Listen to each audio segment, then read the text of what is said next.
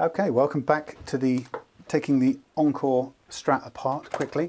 We're just going to, in this video, we're just going to take the strings off and have a poke around under the hood. So when you take strings off, remember to slacken them first, but then go for it, chop them. You want me to chop them? Yeah, can do. What I was going to do once we take this off, and you take care of them that end, I'll take care of them this end. What I was going to do is, what you can do once, once you've taken the strings off, a first job if you want to do, which actually we won't do today because we'll just have a look under the scratch plate, but a first job you could do is to take some very fine sandpaper, maybe something like a grit of, I don't know, 1200 or something like that, and you could wet and dry the fingerboard. Can I have something long and pokey? Yeah, don't lose that. That's our most precious Allen key, the only one we've got. So yeah, you can take some sandpaper. I thought you had that, sorry.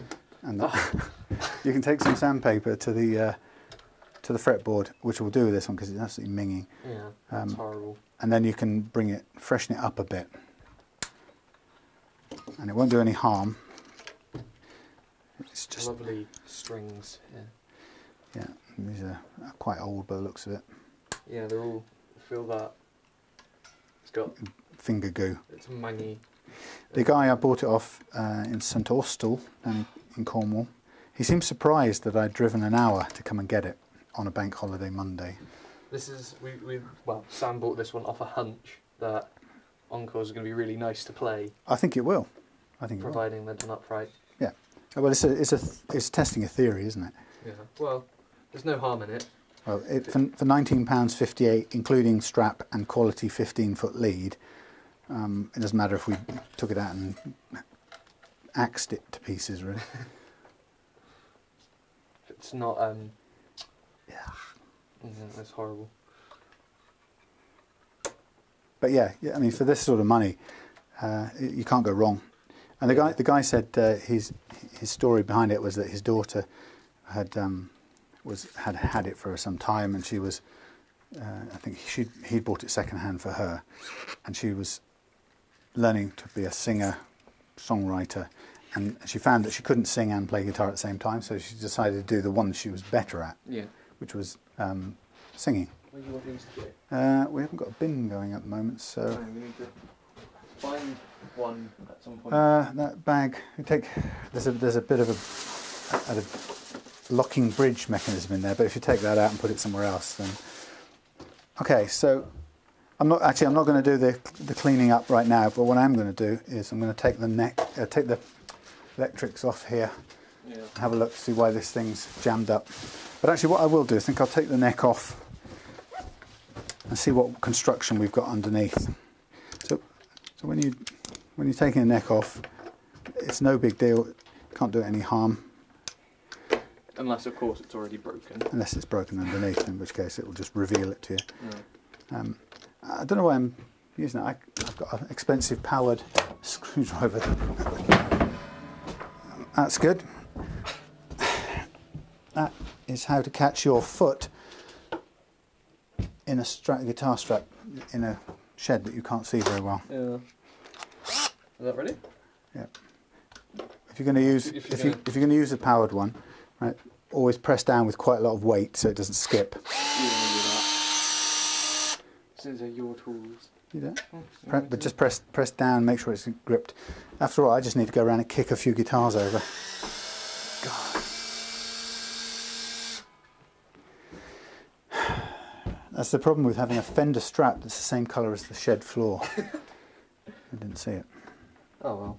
If it's broken, we'll fix it. Yeah. Okay.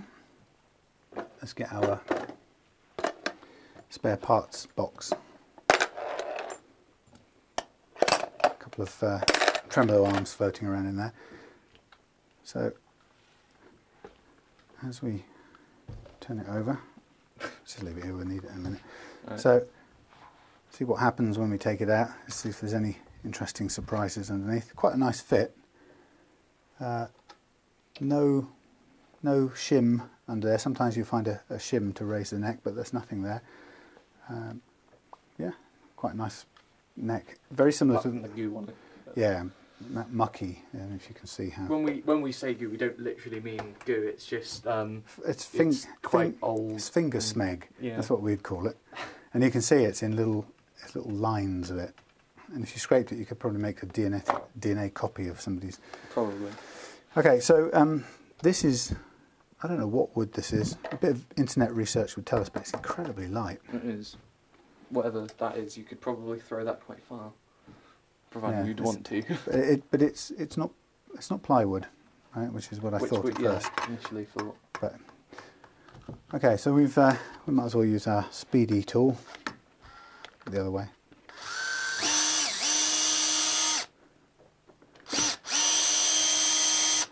Again, with power tools, always be careful because it's very easy to strip threads. So if you're doing it up with a power tool, just the lightest of touches, really.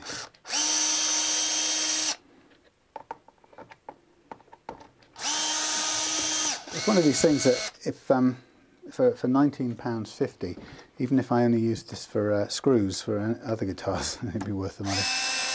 By the time you've spent money on eBay buying missing bridge parts or whatever.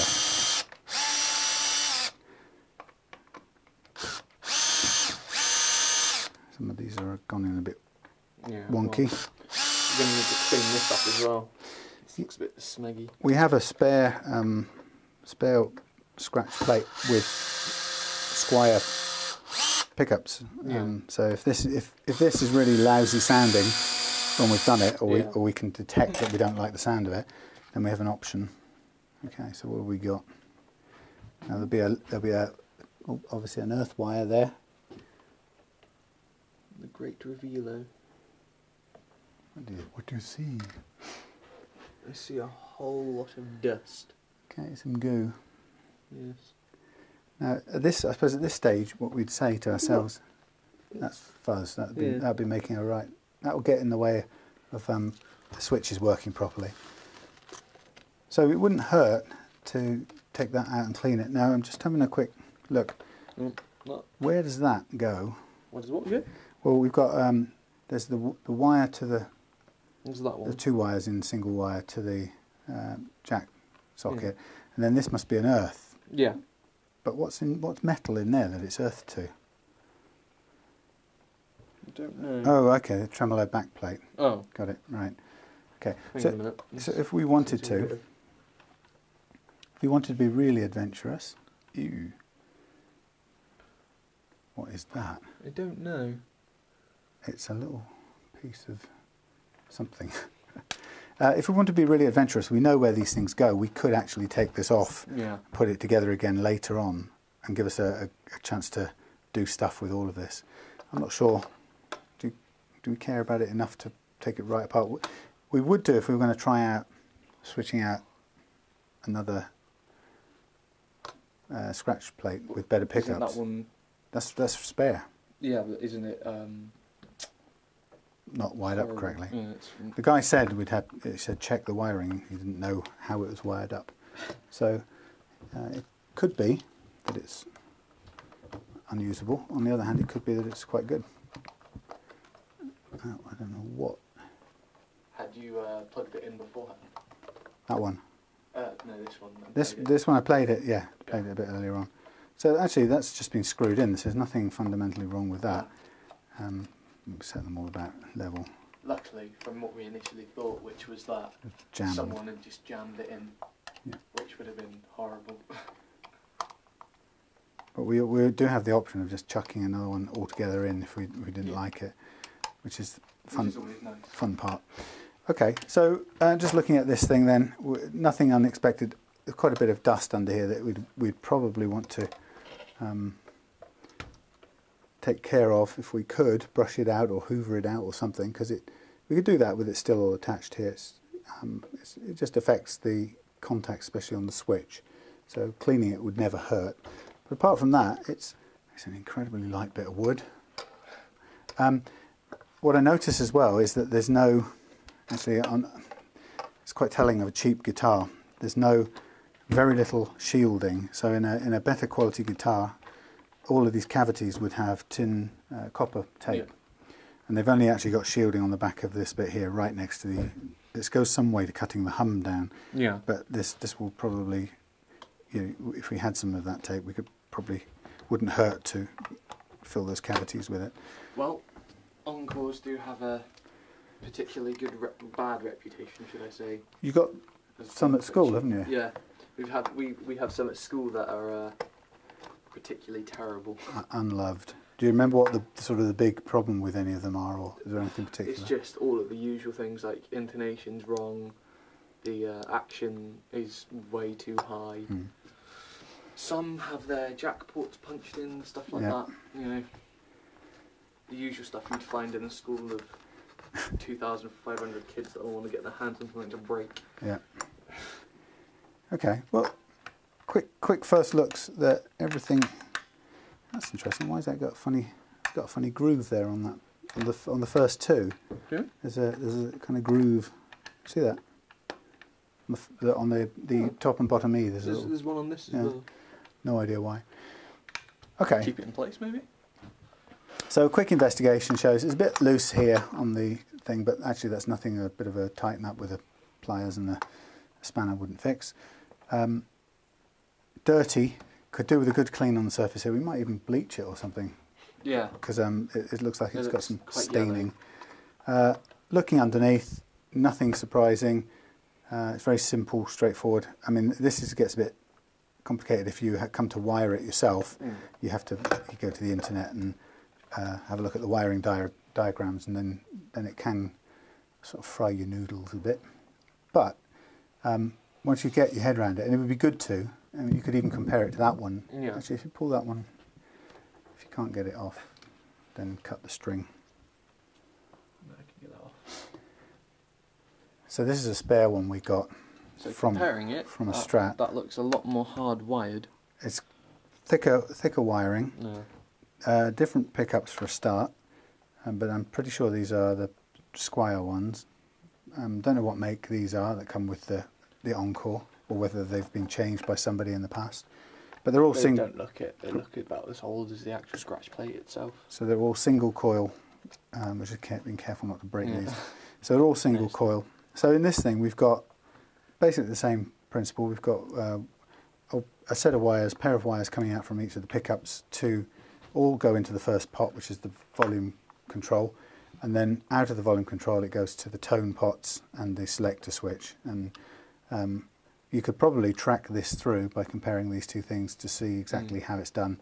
And this will be the cut one here will be the wire to the, one of these will be the wire to the socket. Yeah. It has to be.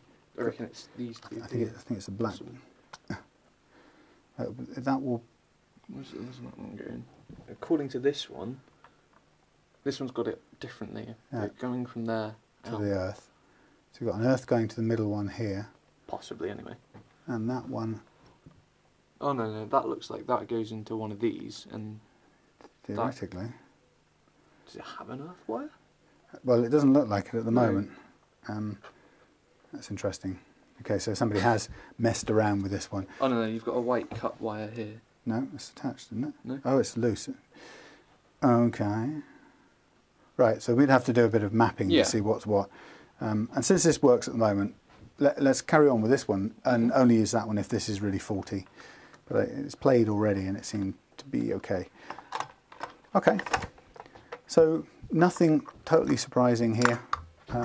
Just a bit of hard work to get most of the stuff cleaned up. No reason why we can't clean it up. We'll take these bridge saddles off, give them a clean, take the knobs off, do all the stuff, and we'll get the wet and dry on the neck and give that a clean. Before we even do anything to check its frets and whatnot. And at the moment, just looking at the neck is almost straight when off the guitar. The pier down there. Yeah, relatively straight. Yeah, so that's off the guitar. That's off the guitar, but it would be at that straightness that we could check the frets, and you can see there's a bit of string wear on these. So we've got string wear, little grooves on the first three, possibly at least the first three frets, particularly around where you'd fret your G's and your C's and your D's, right? Chords. So with that much on there, that suggests to me that we would treat it with a big old fret file. But I mean, just a quick check. See if we've got any. Just have a quick look and see if we've got any really obvious. We won't do them now, but any real things that jump out. Yeah. Is that one? Yeah, that's that one there. Massive. While you're doing that, I'll be checking the remains of my beautiful lag guitar, which I've just thrown on the floor in a fit. I'll probably put another little chip or two on it, but I don't think it will change the way it plays, thankfully. So just jam it into the shed roof now. It's a problem with having a new shed. Don't really know the size of everything yet.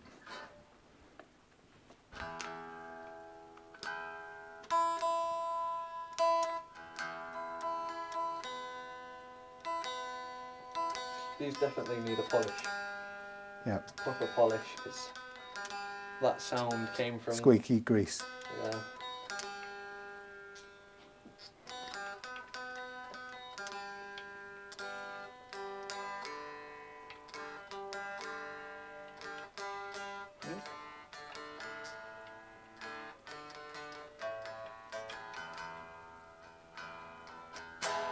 The only thing I don't like about this lag is the tuning machine heads.